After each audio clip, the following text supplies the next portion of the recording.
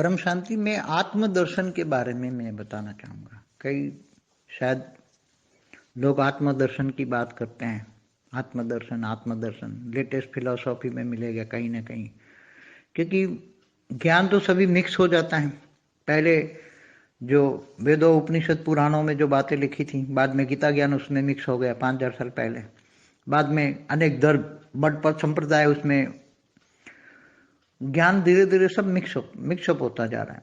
मगर आत्मदर्शन की बात जहाँ आती है तो वहाँ बहुत कम लोग आत्मदर्शन की बात करते हैं। शायद मैंने तो मेरी कहीं बुक नहीं पढ़ी कोई, बहुत पहले भी जब आत्मदर्शन का ज्ञान की बुक नहीं पढ़ी। तो आत्मदर्शन किसको कहते हैं? पहले तो ज़्यादातर आत्मा परमात्मा को नहीं मानते, ज़्यादातर नास्तिक धर्म वाली बहुत हैं, आत्मा परमात्मा को नहीं मानते। तो मगर जो आत्मा को मानते हैं, कई लोग आत्मा को मानते हैं। अब जो लोग पर ब्रह्म परमेश्वर को मानते हैं, मैं पर ब्रह्म परमेश्वर का अंश हूँ, मैं आत्मा हूँ, तो आत्मस्वरूप की अनुभूति, जैसे ज्ञानी आत्मा है तो आत्मज्ञान तो कई लोग अभी देने लगे हैं, आत्मज्ञान की बात कई लोग करते हैं। मगर वास्तव में आत्मदर्शन क्या होता है? आत्मा का दर्शन होता है क्या? स्वयं का आत्मदर्शन माना आत्मा स्वयं, आत्मा शरीर नहीं है, आत्मा है। तो आत्मा, मैं आत्मा हूँ, मैं आत्मा हूँ, मैं आत्मा हूँ, ऐसे तो ब्रह्मा कुमारी संस्था भी 85 साल से, 1936 से आज 85 साल हो गया। तो 85 साल से मैं आत्मा हूँ, मैं आत्मा हूँ, मैं आत्मा हूँ मगर कर रहे हैं, मगर आत्मदर्शन किसी को नहीं हुआ। क्यों नहीं हुआ? तो आत्मदर्शन की बात हम करेंगे। आत्मदर्शन क्यों और कब और कैसे होता है? आत्मदर्शन मनुष्य शरीर में रहकर आत्मदर्शन करना, अपने आप को स्वयं को पहचाना। आत्मदर्शन करना माना अपने आप को स्वयं को पहचानना। मैं आत्मा हूं, शरीर मेरा कर्म करने के लिए एक साधन है।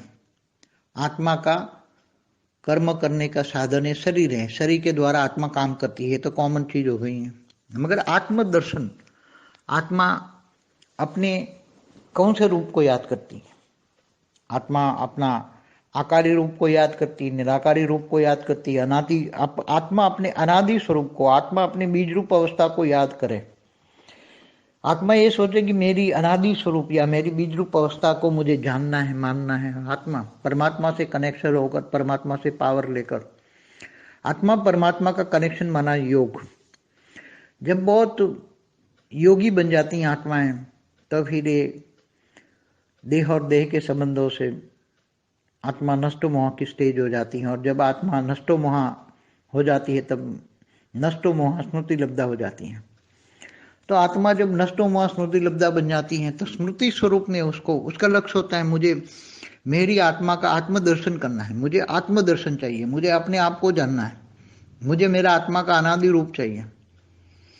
तब मनुष्य अवतार में भी साकारी रूप में होते हुए भी उसको बहुत पुरुषार्थ करना पड़ता है, तब आत्मदर्शन होता है। मैंने अभी बताया कि 1936 से ब्रह्मा कुमारी में संस्था में केवल मैं आत्मा हूँ उसका ज्ञान दिया गया। और निराकार शिव बाबा से कनेक्शन जोड़ के, आत्मा परमात्मा का कनेक्शन जोड़ के पावर लेने लगे। मगर आज तक वो आत्माएं आत्मदर्शन में नहीं गई जो वहाँ की दादी दीदियाँ हैं, चाहे प्रकाशमणि दादी हो, चाहे जानकी दादी हो, चाहे पुराने ब्रह्मा बाबा हो, जो दादा लेखराज की आत्मा है। मगर वो धरती से 100 किलोमीटर ऊपर एक ब्रह्मांड, एक सूक्ष्मतन में गोला बनाकर वहाँ सब रहते हैं। सूक्ष्मतन में गई आत्मा, केवल धरती से ऊपर 100 किलोमीटर ऊपर ही गई, मगर उसको आत्मदर्शन नहीं हुआ। क्योंकि अगर ये आत्मदर्शन होता तो आत्माओं को अपनी अपनी निराकारी स्टेज का या आत्मा की बीज रूप अवस्था का ज्ञान होता, आत्मा की अनादि स्वरूप का ज्ञान होता, तो आत्मदर्शन होता। तो वो आत्मा ये धरती से 100 किलोमीटर ऊपर सूक्ष्मतन में गोले में रहकर वहां न रहती। वो आत्मा अपनी जहां जिस कैटेगरी की है वो आत्मा वहां पहुंच जाती। इसलिए आत्मदर्शन करना मनुष्य अवतार में बहुत ही बड़ा मुश्किल है। आत्मदर्शन इतना इजी नहीं है। मगर जब बहुत समय, जब आत्मा परमात्मा का जब कनेक्शन होता है तब धीरे धीरे आत्माओं को इच्छा मात्रम अविद्या बनती है। स्थूल जगत की इच्छाओं से वो मुक्त हो जाती हैं आत्माएं। और नष्टो मोहा हो जाती हैं तब आत्माएं, उनकी साकार में भी निराकारी स्टेज का अनुभव होता है बहुत।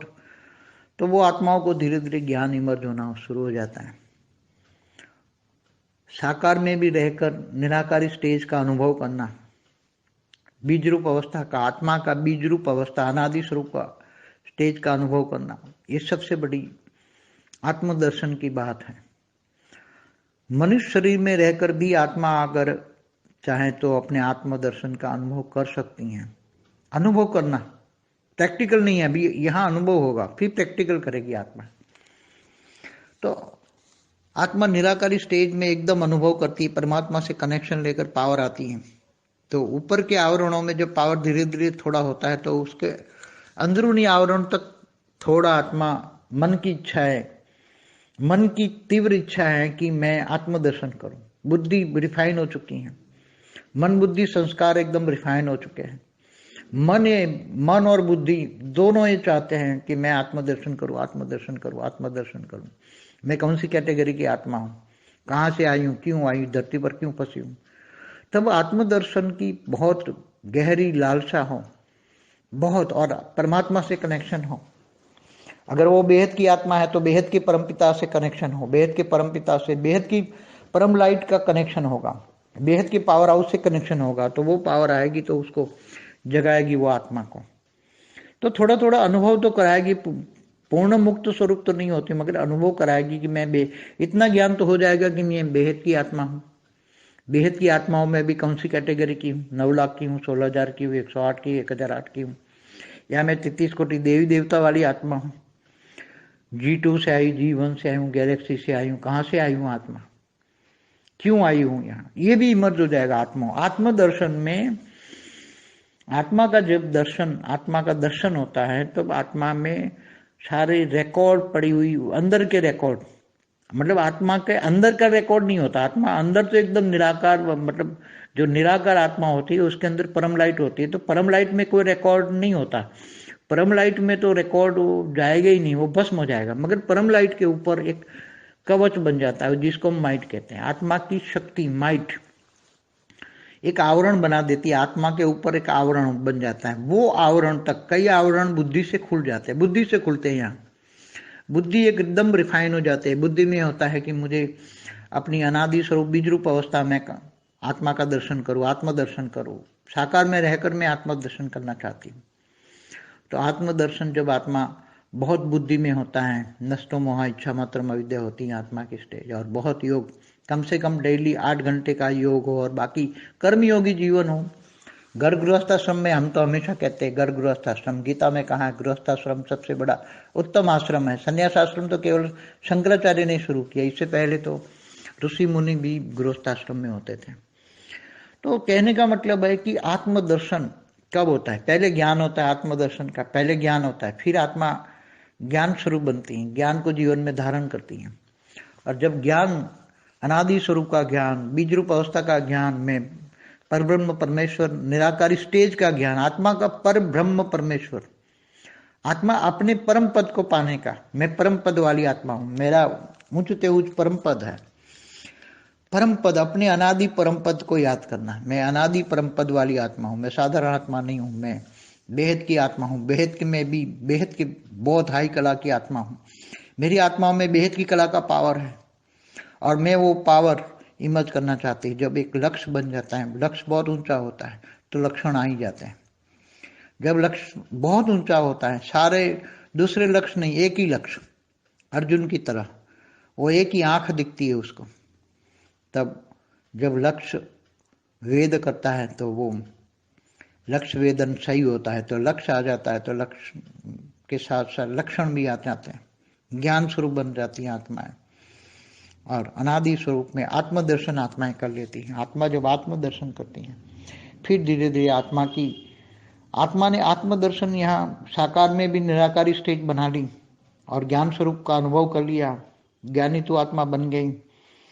फिर नष्टो मोहा बन जाती हैं तो धीरे धीरे आत्मा में परम लाइट से भर जाती हैं आत्माओं में। अंतिम में जो आत्मा चाहती हैं, आत्म स्वरूप का अनुभव करती है, जो ज्ञान स्वरूप बन गई है, ज्ञानी आत्मा है। पहले आता है ज्ञान, फिर ज्ञान को जीवन में धारण करती है तो ज्ञान स्वरूप बन जाती है आत्माएं। और जब आत्मा ज्ञान स्वरूप बन जाती है तो उसको एक टाइम कर्म बंधन से मुक्त हो जाती है। कारण शरीर में रिकॉर्डेड, महाकारण शरीर, परम महाकारण शरीर सब में रिकॉर्डेड जो कर्म बंधन है वो धीरे धीरे धीरे परम लाइट आने से कर्म बंधन से मुक्त हो जाती है आत्माएं। फिर वो एकदम अनादि स्वरूप में आत्माएं जो सोचा था वही पा लिया।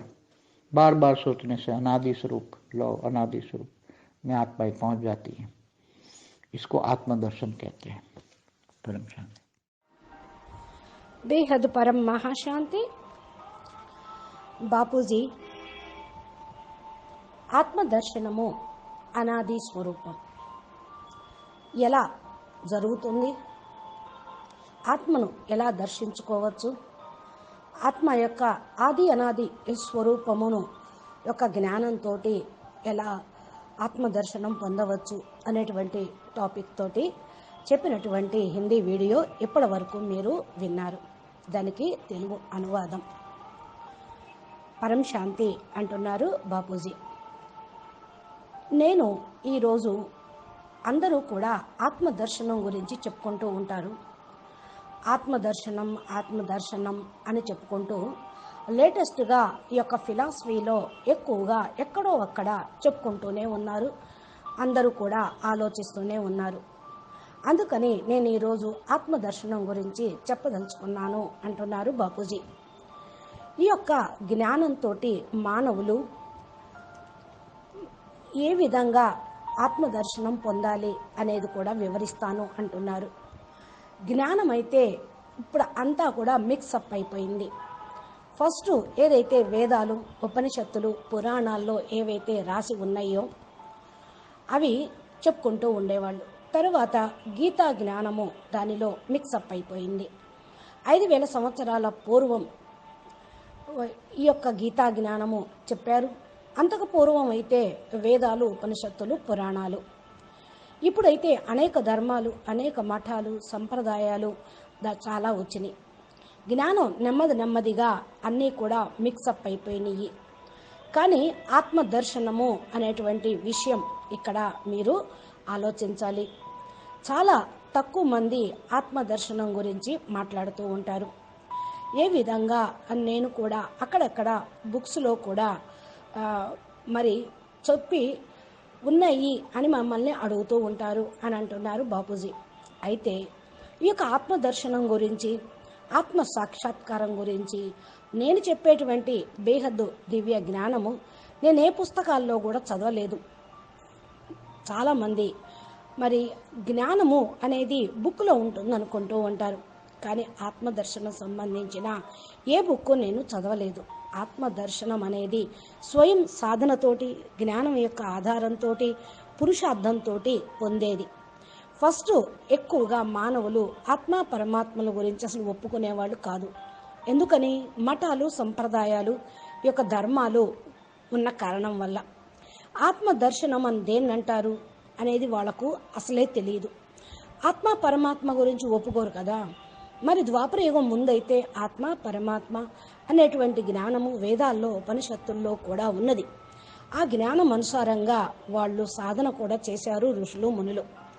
కాబట్టి ఇప్పుడు ఉన్నటువంటి ధర్మాలు, సంప్రదాయాలు, మఠాలు వల్ల నాస్తిక ధర్మం అనేది పెరిగిపోయింది.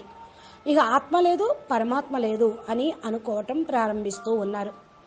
ఆత్మను, పరమాత్మను ఒప్పుకున్నటువంటి వాళ్ళు చాలామంది, ఆత్మలు కూడా చాలామంది ఉన్నారు. ఇప్పుడు పరబ్రహ్మ పరమేశ్వరుడు గురించి ఒప్పుకోవటము అనేది కూడా ఎవరైతే చేస్తూ ఉన్నారో వాళ్ళ గురించి నేను ఒక వీడియో ఇంత క్రితం చెప్పాను.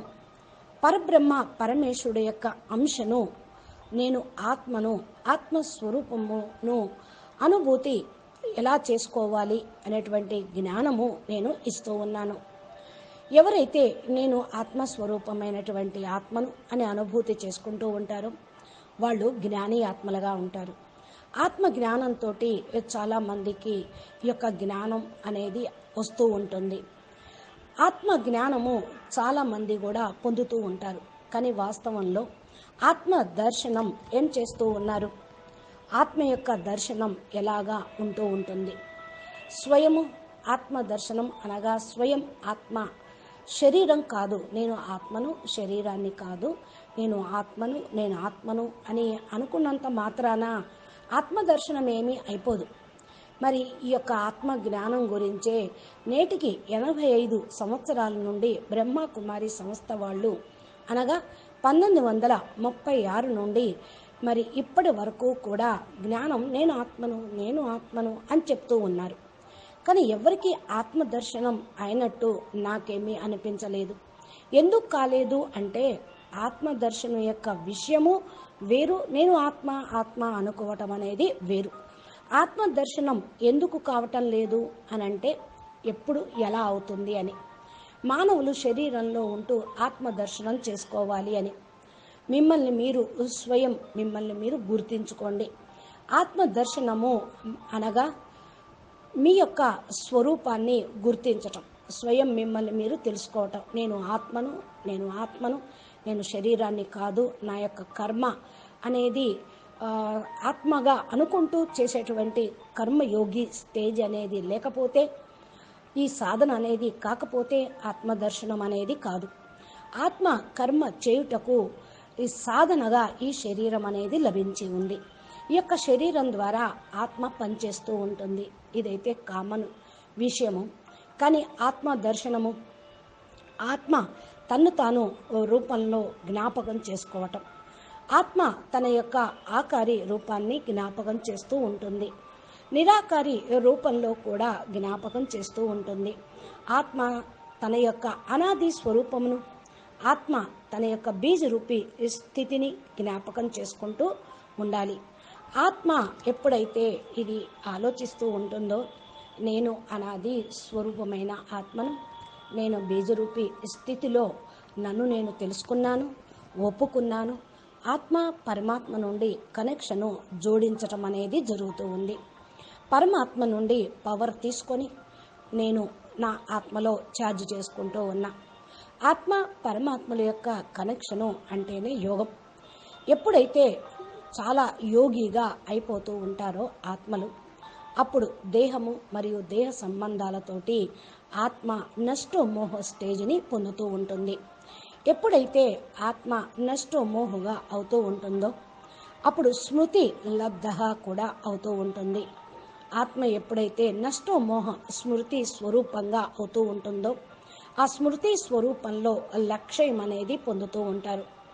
నాకు నా యొక్క ఆత్మ దర్శనం అనేది కావాలి, నేను పొందాలి, నా యొక్క ఆత్మను నేను దర్శించుకోవాలి అని ఎవరైతే లక్ష్యం తీసుకొని సాధన చేస్తూ ఉంటారో, నన్ను నేను తెలుసుకోవాలి, నేనేంటో తెలుసుకోవాలి, నా ఆత్మ గురించి, నా యొక్క అనాది స్వరూపం ఏంటో తెలుసుకోవాలి అనేటువంటి లక్ష్యము ఉన్నటువంటి వాళ్ళు తప్పకుండా సాధిస్తూ ఉంటారు. సాధనతోటే ఇది చేయగలుగుతూ ఉంటారు. ఎప్పుడైతే మానవ అవతారంలో సాకార రూపంలోకి వచ్చేసారో ఆత్మలు చాలా పురుషార్థం చేయాల్సి వస్తుంది. ఆత్మ దర్శనం పొందటం కోసం, ఆత్మ యొక్క అనాది స్వరూపాన్ని చూడటం కోసం మిమ్మల్ని మీరు తెలుసుకోవాలి అంటే చాలా పురుషార్థం చేయాల్సి వస్తుంది అని అంటున్నారు బాపూజీ.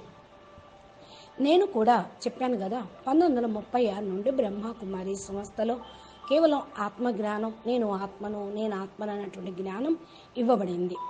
నిరాకారి శివబాబాతోటి కనెక్షన్ జోడించండి, ఆత్మ పరమాత్మల యొక్క కనెక్షన్ని తోటే ఆత్మకు పవర్ అనేది వస్తుంది, తీసుకోండి అని చెప్పడం ప్రారంభించారు. కానీ ఈనాటి వరకు ఆత్మ దర్శనము అయిందా? ఆత్మ దర్శనము పొందినటువంటి దాదీలు దీదీలు మరి ఎంతమంది ఉన్నారు? భలే ప్రకాశమణి దాది కానివ్వండి, జానకి దాది కానివ్వండి, బ్రహ్మ బాబా కానివ్వండి, అనగా దాదా లేఖరాజు ఆత్మ కానివ్వండి, ఈ భూమి మీద వీళ్ళందరూ కూడా శరీరం వదిలేసి 100 కిలోమీటర్లు పైన సూక్ష్మ వతనంలో ఒక గోళాన్ని తయారు చేసుకొని అక్కడ ఉన్నారు. సూక్ష్మ వతనంలోకి వెళ్ళినటువంటి ఆత్మలే కేవలం భూమికి 100 కిలోమీటర్ల పైకి మాత్రమే వెళ్ళగలిగారు. వాళ్ళేమి ఆత్మదర్శనం చేసుకొని ఆత్మస్వరూపంలో నిరాకారి స్టేజిలో ఉండి పరంధామానికి శివబాబా దగ్గరికి ఏమి వెళ్ళలేదు. ఇవన్నీ కూడా నేను సూక్ష్మ వతనంలో ఆత్మదర్శనంతో సాక్షాత్కారం చేసుకున్నటువంటి విషయము, ట్రాన్స్లోకి వెళ్ళి నేను సూక్ష్మ జగత్తు మొత్తాన్ని టైం ట్రావెలింగ్ చేసి చెప్పగలిగినటువంటి విషయాలు. ఒకవేళ వాళ్ళందరికీ కూడా ఆత్మదర్శనం అయిందనుకోండి, ఆత్మ తన నిరాకారి స్టేజ్లో, ఆత్మ బీజరూపి స్టేజ్లో జ్ఞానం అనేది ఉంటుంది. ఆత్మకు అనాది స్వరూపం యొక్క జ్ఞానం ఉంటే తప్పకుండా ఆత్మ దర్శనం అనేది అవుతుంది. ఆత్మ మరి 100 కిలోమీటర్ల పైన సూక్ష్మవతనంలో ఒక గోళంలో ఉండి అక్కడే ఎందుకు ఉన్నారు? పైకి ఎందుకు వెళ్ళలేకపోయారు? ఆత్మ అక్కడి నుంచి చేరుకోవాలి కదా. ఆత్మదర్శనంతో మరి శివబాబా దగ్గరికి వెళ్ళిపోవాలి కదా.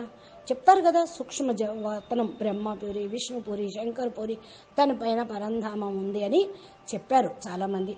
మరి మనుష్య అవతారంలో మరి అట్లా ఆత్మదర్శనం చేసుకొని వెళ్ళటం అనేది చాలా కష్టం. ఆత్మదర్శనం అంత ఈజీ అయినటువంటి విషయం కాదు. నేను ఆత్మ అనుకున్నంత మాత్రాన వచ్చేసేది కాదు. ఎప్పుడైతే ఆత్మ పరమాత్మల యొక్క కనెక్షన్ ఉంటుందో నెమ్మదిగా ఆత్మలు ఇచ్చా మాత్రం అవిద్యగా అవుతూ ఉంటారు. స్థూల జగత్తు కోరికలు మరి ఉంటే వాళ్ళు ముక్తి అనేది పొందలేరు. ఆత్మలు నష్టమోహులుగా కావాల్సి వస్తుంది. ఇచ్చా కోరికలను సమాప్తం చేసుకోవాలి. ఇచ్చా మాత్రం అవిద్య స్టేజ్ ఉంటేనే ఆత్మ ముక్తి అనేది పొందుతూ ఉంటుంది.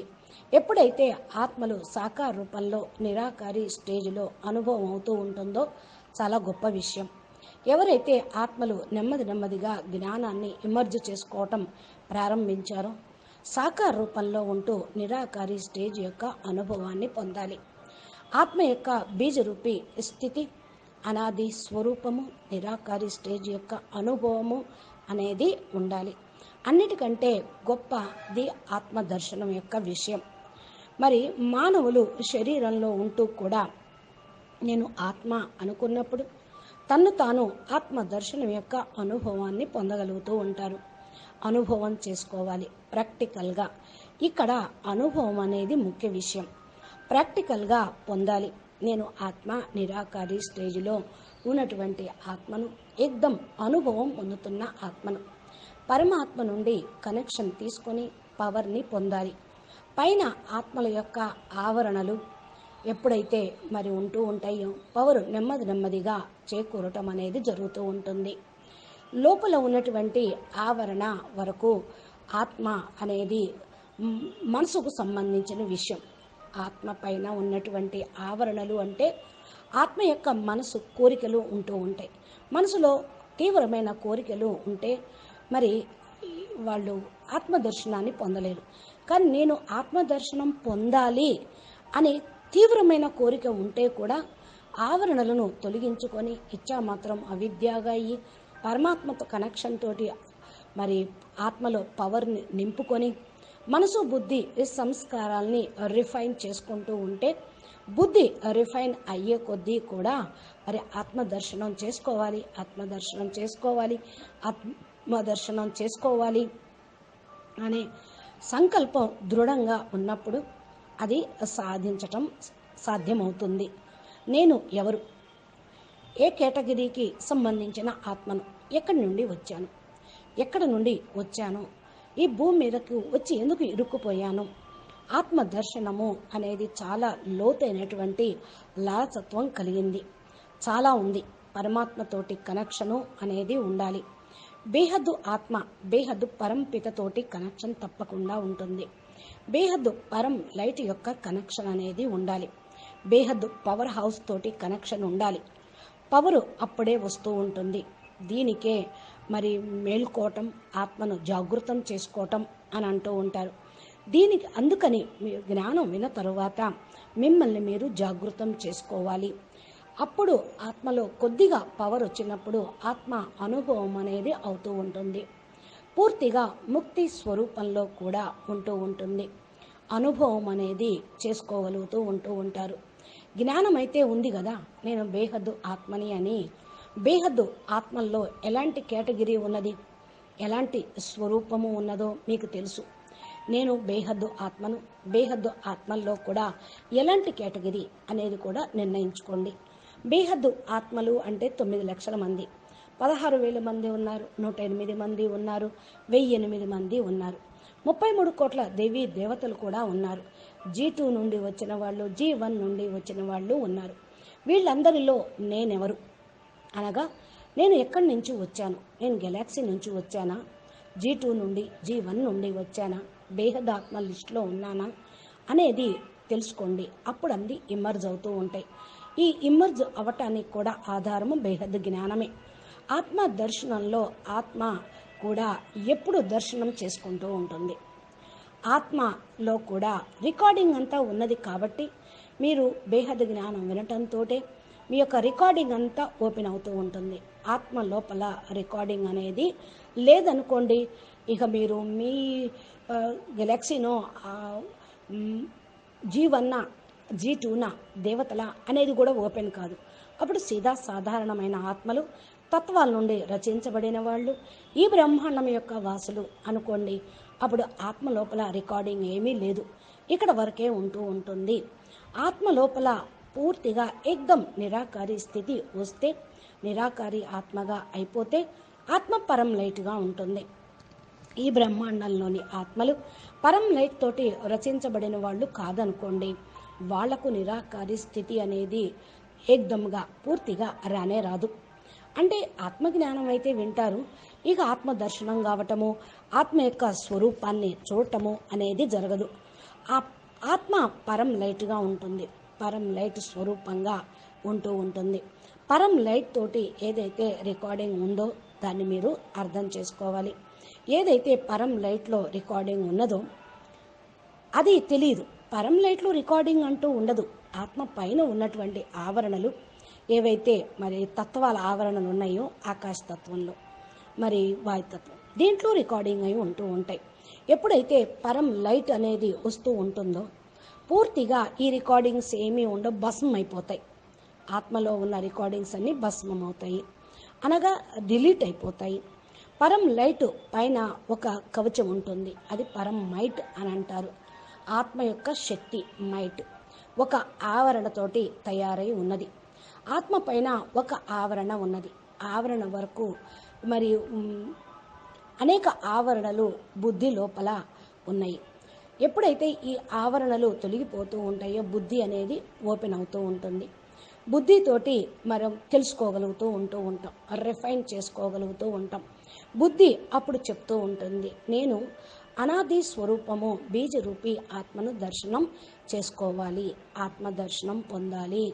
సాకార రూపంలో ఉంటూ నేను ఆత్మ దర్శనం పొందాలి అనుకుంటున్నాను, ఆత్మ దర్శనం నాకు కావాలి. ఆత్మ చాలా మరి బుద్ధితోటి నిర్ణయించుకునేటువంటి ఆత్మ. నష్టో మోహులుగా ఇచ్చా మాత్రం అవిద్యగా ఉండాలి.